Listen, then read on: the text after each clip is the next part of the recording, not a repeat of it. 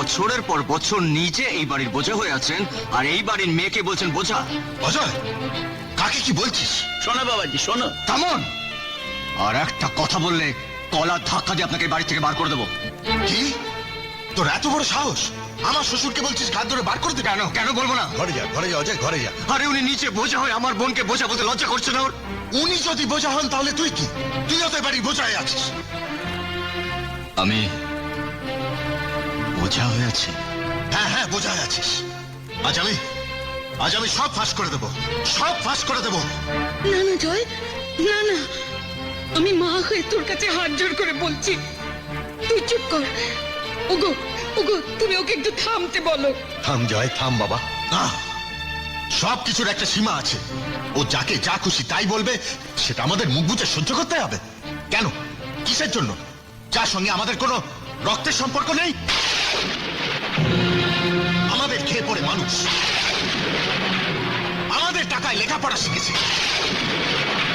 তার এত বড় বড় কথা কেন? তাহলে তাহলে আমি কে বাবা? কি আমার পরিচয়? বাবা, মা, মা বলো না, আমি কে, কি আমার পরিচয় বলো না মা। তুই তুই আমার ছেলে বাবা, আমার ছেলে। বুকে রেখে আমি তোকে মানুষ করেছি, তুই আমার ছেলে। ওরা ওরা মিথ্যে কথা বলছে, তুই আমার ছেলে বাবা। মা, মা আমার মাথায় হাত দিয়ে বলো যে আমি তোমার ছেলে। বলো মা, চুপ করে থেকো না, বলো। লক্ষ্মী মা, বলো না মা, বলো।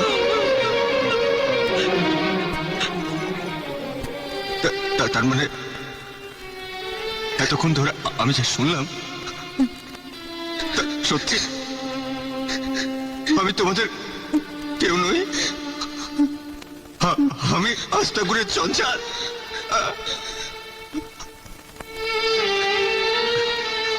তোমরা তোমরা দয়া করে আমাকে মানুষ করেছো, না আমাকে লেখাপড়া শিখিয়েছ।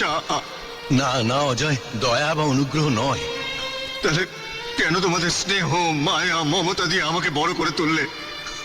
বলো কিসের জন্যে? তাহলে কি আমি তোমাদের এই পরিবারের পাপের কোনো ফসল? অজয়,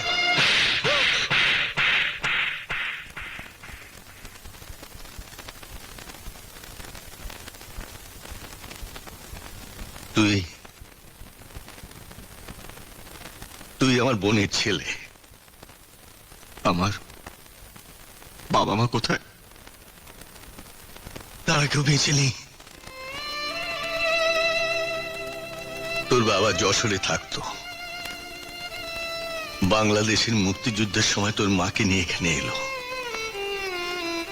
তারপর তোর মাকে আমার কাছে রেখে সে মুক্তিযুদ্ধে চলে গেল।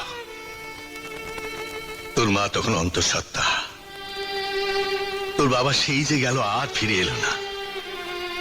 একদিন খবর পেলাম যুদ্ধ করতে গিয়ে গুলি খেয়ে সে মারা গেছে। তোর মা আরো অসুস্থ হয়ে পড়ল। তোর জন্মের পরে জয়ের মার হাতে তোকে তুলে দিয়ে এসে বললে, বোনটা আমার মারা গেল। সেই থেকে তোকে আমরা নিজের সন্তানের মতো করে মানুষ করেছি। আমি তোকে পেটে ধরিনি সত্যি, কিন্তু ভগবানের দিব্যে করে বলছি, জয় বিজয়ের থেকে আমরা তোকে আলাদা করে দেখিনি। এ বাড়িতে ওদের যতখানি অধিকার, সে অধিকার তোরও আছে। তার আর দরকার হবে না মা। আমি বাড়ি ছেড়ে চলে যাচ্ছি। আমার বুকের রক্ত দিয়েও তোমাদের ঋণ শোধ করতে পারবো না। আমি যতদিন বাঁচবো তোমাদের বাবা মা বলেই জানবো। আমার অধিকারটা কেড়ে নিও না তোমরা।